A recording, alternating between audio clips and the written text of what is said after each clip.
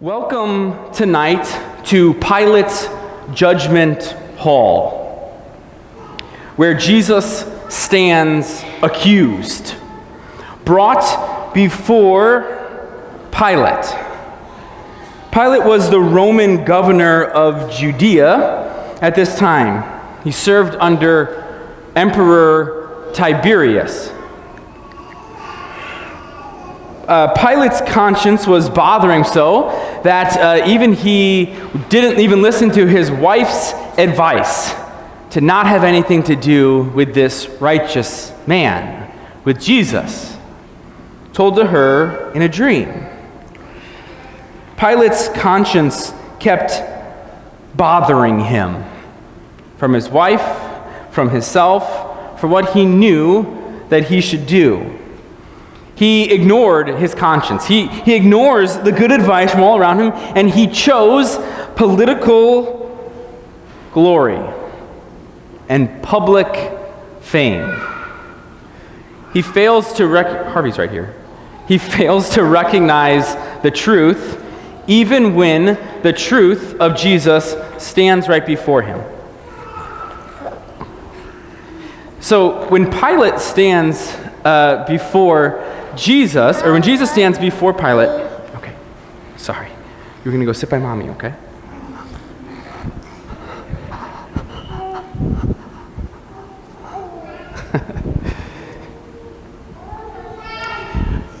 As Pilate is before Jesus, in a way, Pilate is really seeking a way out as well.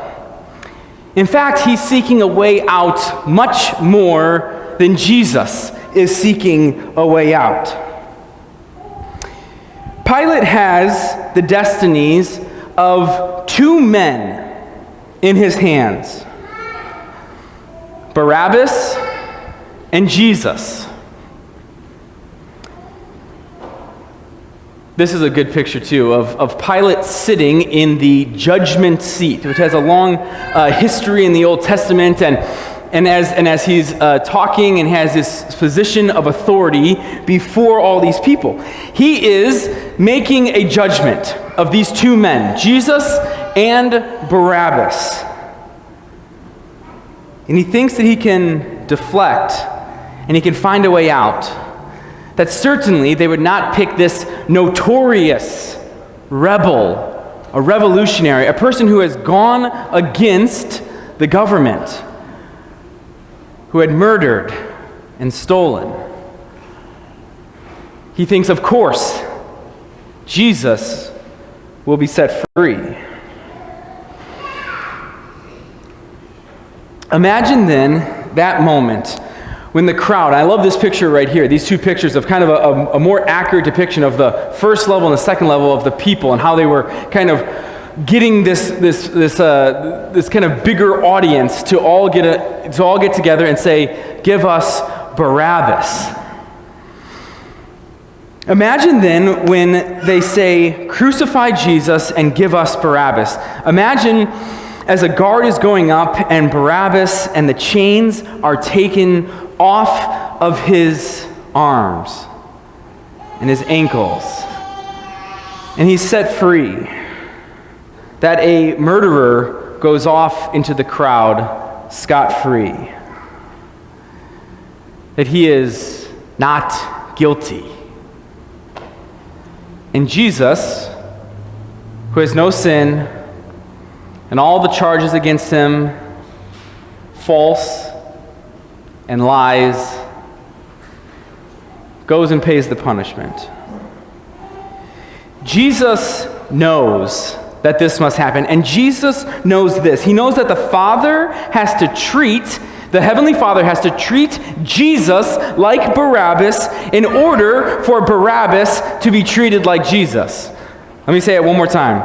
The Father has to treat Jesus like Barabbas, a murderer, guilty of death, in order that Barabbas, that sinner, could be treated like Jesus, to be given the forgiveness and love of God and walk free.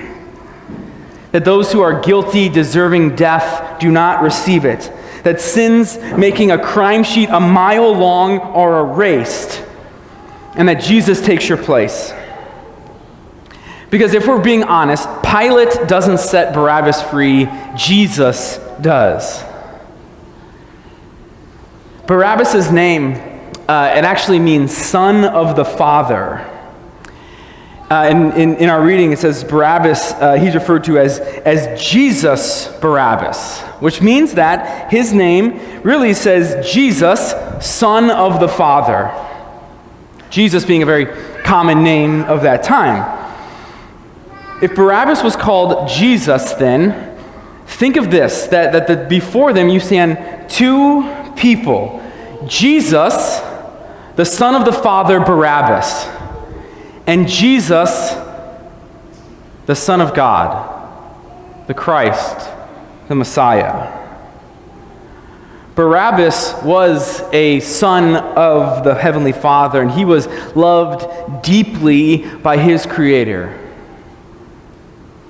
shown in Jesus' work. And so are you.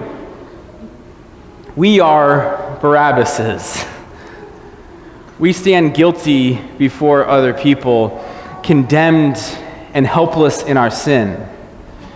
And we are also Barabbases in the way that we are also sons and daughters of our Heavenly Father. That we have been brought into his family as his own children for and provided for and loved. Son of our Heavenly Father. Get out your books, your passports.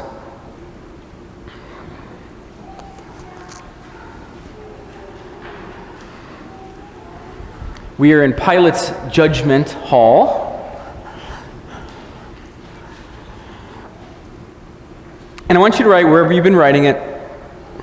I would write in my book, I am a son of the Father. If you are female, you can write, I am a daughter of the Father. For us to remember the two men who stand before Pilate, Jesus, Barabbas, and Jesus, the Son of God. That we are sons of our Heavenly Father, daughters of our Heavenly Father.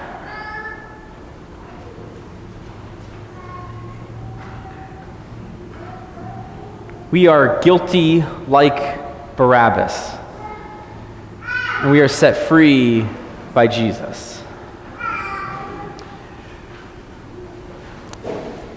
Tonight, for our passports, our stamp is going to be the world. That God calls all of his children sons and daughters of the Heavenly Father. Our stickers for tonight, as we've been going through a little bit more of our Pilate and judging, we're going to have our gavel as well as we're getting a little bit closer, across, or even another option.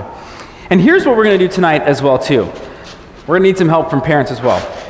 We are going to tape a nail into our book. At the end of our reading, in verse 27, or 26, he released for them Barabbas, and having scourged Jesus, delivered him to be crucified.